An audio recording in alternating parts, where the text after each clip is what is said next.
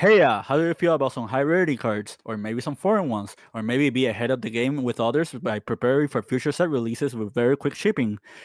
Check out EJ Gaming and use code British5 on checkout for 5% off on all your orders. Link in the description. Greetings duelists and welcome to another video. So Age of Overlord is around 2 weeks to be released.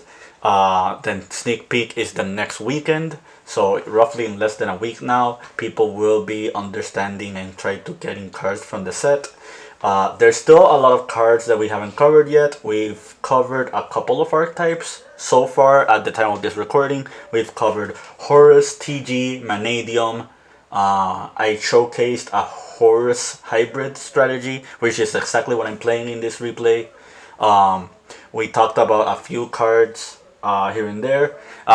I figured I just do dueling book replays in order to just showcase duels and scenarios involving certain cards, because I think it's a lot easier and a lot better if you just see the cards in action rather than me just doing a card review just for one or two certain cards, since like there's still a couple to be explained of but not a plethora of them. So this is a duel against Ginerlio. He's playing I guess I'm gonna call this Mikanko pile. You see a lot of, you see the Neospace connector, you see like Infernoble stuff, but he is playing Mikankos in this deck, and you will see that he also plays an engine that is going to be debuted in Age of Overlord that plays a very significant role in this deck. But yeah, we go first. We resolve the Hugin. Hugin resolves Driving Fountain. We grab the Golden Droplet. We do Fountain to put back 3. And now we draw 3. And we drew into double Inseti. Inseti Volcanic Shell is a really powerful combo in this deck. It's pretty much like a Circumvential +1. Because now we pretty much went 1-for-1 with the Inseti effect. However, the Volcanic Shell is going to be triggering, giving us another Volcanic Shell. So I activate the Sarcophagus and I immediately shotgun the Inseti summon. The reason for that is the following. Reason number 1, the summon does not start a chain, meaning that if your opponent has Bestials, they have to shotgun the Bestial monsters if they don't want the Inseti to be summoned. Reason number 2, there is a card that I am sort of afraid of. That card is very uncommon, not many people play it. However, I really strongly believe that Ghost, Ogre, and Snow Rabbit is going to be more relevant next format because of stuff like this card and stuff like SP Little Knight and IP Masquerena. I'll probably do a separate video talking about that. But yeah, I shotgun the Inseti and then I do Sarcophagus, dumping the second Volcanic Shell in order to dump Happy, and then I summon the Happy. So now we activate a third Volcanic Shell. We try to grab that. We summon Duamotef, and then I contemplated whether or not to dump the Flashing Fire in order to dump and summon the Kabesanov. By the time of this recording, I did not have IP Masquerena in my extra deck. My opponent told me that I should just proxy it. So we're proxying IP Masquerena. The reason for that is because we do run SP Little Knight in our extra deck, and that card will be playing a significant role in the near future, especially in a deck like this one where you just have a bunch of monsters that you can use to interact with your opponent. I activate the Golden Droplet, and I make it so that I banish 4. So this was a misplay on my end. I should have activated the second Fountain and just made it so I resolved the Droplet, but at the same time just tried to circumvent on hand advantage. That misplay is going to cost me the duel. You will see later on. But yeah, my reasoning for activating Golden Droplet in this instance was it makes it so, one, I get information out of his deck, like, yes, I am giving him a +1, but if a +1 means that I start shaving away some of his engine requirements in his deck, that is very, very significant. We see here right now, we banished a Hunter Fiend, and we banished a Sinful Spell Snake Eye. Not many people play this as more than a one-of, so that's already a really good hit. We hit a Forbidden Droplet, so in the off chance he plays more copies, that's one card less that we have to worry about. But yeah,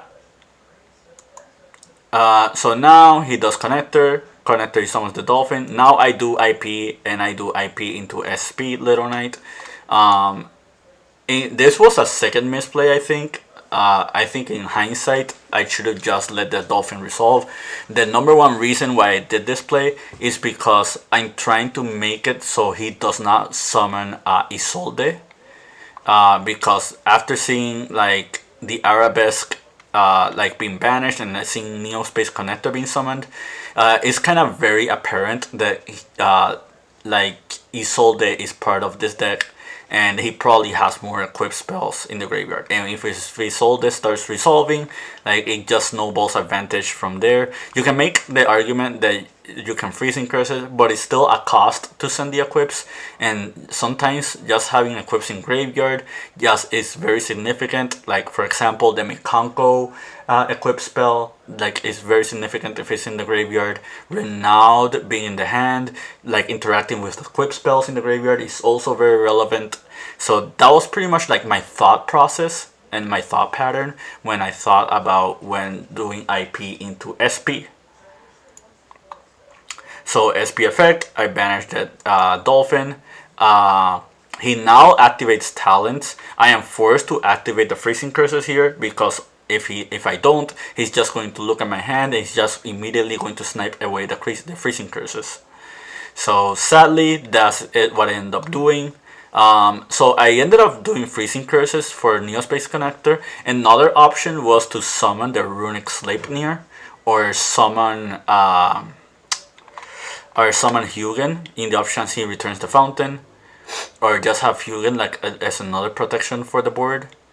Actually, scratch that. I cannot do that because the SP Little Knight is on board. So yeah, the freezing curses is just here to like banish the Neospace Connector.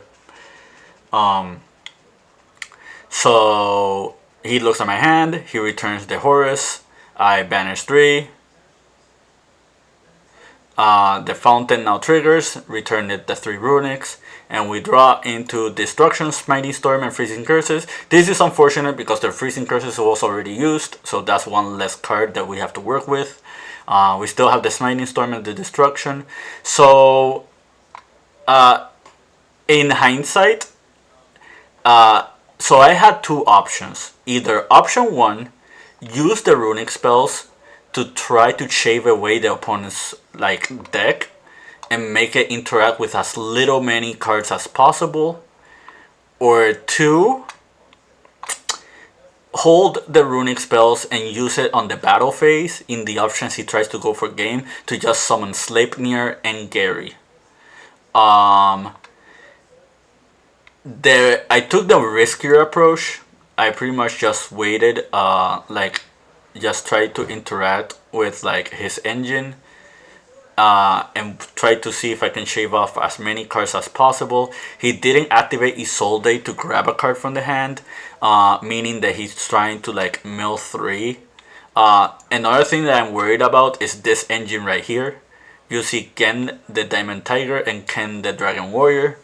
This is a new TCG exclusive pair that is coming for Age of Overlord. TLDR, Gen the Diamond Tiger can once per turn summon Ken from the deck to the opponent's side of the field, and Ken can do the same thing for Gen. If Gen gets summoned, the owner of the card who has the Gen has to discard a card. What Ken does, it makes the opposing player of whoever board this card is summoned in draw 2 cards and discard 1. This is a really, really powerful effect. This If these cards end up resolving, it's like very, very significant. They are warrior monsters, so they can be summoned off Isolde. I was a little bit relieved when I banished the Ken, because not many people play Ken in multiples. Most people are just opting for playing like max copies of Gen. But to be fair, my opponent is playing like a 60 card deck, so you will see later on that I ended up banishing 2 copies of Gen, but it's only 2 copies and not 3, and he still has a copy of Gen, of Ken. And this is what I was alluding to when I was trying to avoid Isolde resolving. Like the Mikanko Dance Mayo Washidori, this card is really, really powerful. Like basically this reborns the Mikanko from the graveyard, and it's an effect you activate in the graveyard. So Isolde is really, really strong in a deck like this one, where you just get free summons, and then the Mikanko just has extra effects. Mikanko is the weakest out of like all the archetypes that got debuted in Amazing Defenders, but it's by no means a slouch. It's a really strong engine, and in a deck, I think in the future, if we see like Gen and Ken being played into decks, this could be a deck that can be played that can just circumvent this strategy. The Diabellstar stuff are strong in this deck because you can play Renaud, and Renaud is a level 1 fire. You can also summon the Fire Flint Lady, which is a level 1 fire. Like there is a lot of interactions and supporting this strategy. So now he activates. I'm unsure what made it so he dumps the Durandal. Oh, okay. So the Isolde sent 3. She sent the Phoenix Blade, the Maochadori, and the Durandal. So now what you're going to see is you're going to see Gen being summoned, and the fact that he summoned Gen kind of already tells me that he still has more copies of Ken in his deck. Otherwise, he would have summoned another warrior, like for example, like the Fire Mikanko. And he pretty much shows it right now. He shows me another copy of Ken. So now Ken gets summoned, and because of Ken's effect, he draws 2 and discards 1. The Phoenix Blade is just free discard fodder for him, so he's pretty much like a +1. And funnily enough, he drew into the same Sinful Spoiled Snake Eye that he put back on his deck with the Hunter Fiend's effect. Now he activates the Mawar Shudori, he summons the Hare, Hare adds the Fire Dance. He now activates Inviting Rondo. Inviting Rondo takes a monster. So my opponent was wondering what happens to the monster that is taken by Rondo. Does that trigger the Horus effects? That's another 101 for people watching. The answer is no. You taking control of a monster is not taking the monster off the field. The monster is still on the field, even though it's on the opposing player's side, meaning that Duamutef does not activate its draw effect. He now links away the Duamutef as well as a few of his monsters in order to summon Underworld Goddess. He activates Phoenix Blade again, and for people who did not know, this card was banned in the OCG at one point. Like this card not being once per turn in order to just return itself to the hand is very, very, very ridiculous.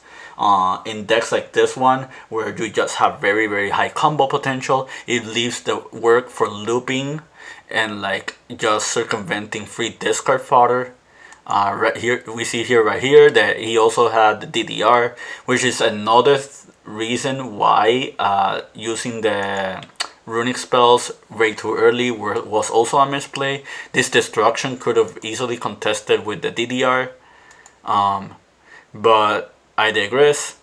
He uses the Diabellstar, he summons Omega, he renauds back the DDR, he dishes that, he summons the Hare, he activates like the Jet Synchron, he grabs the Manifested Mikanko effect, he grabs the Ceremony, he discards the DDR, he summons the Ohime activates, and he uses Arabesque. Arabesque takes back the Ken into his hand, and he does that, and he ends up summoning SP Little Knight, and that's the end of the game.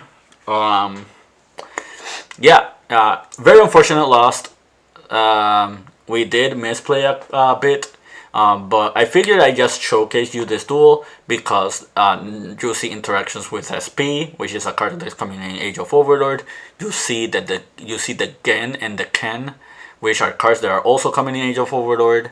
I don't think this deck is going to be super common. I don't think many people are going to be on the Mikanko deck. I can see Infernobles actually being played with this engine. I think that the Gen and Ken combo can be played in a lot of decks and strategies. So I think it's very important to just learn about this interaction as soon as possible. But yeah, that's it for this duel. I hope you found this informative. In the end, I say just keep practicing and keep dueling.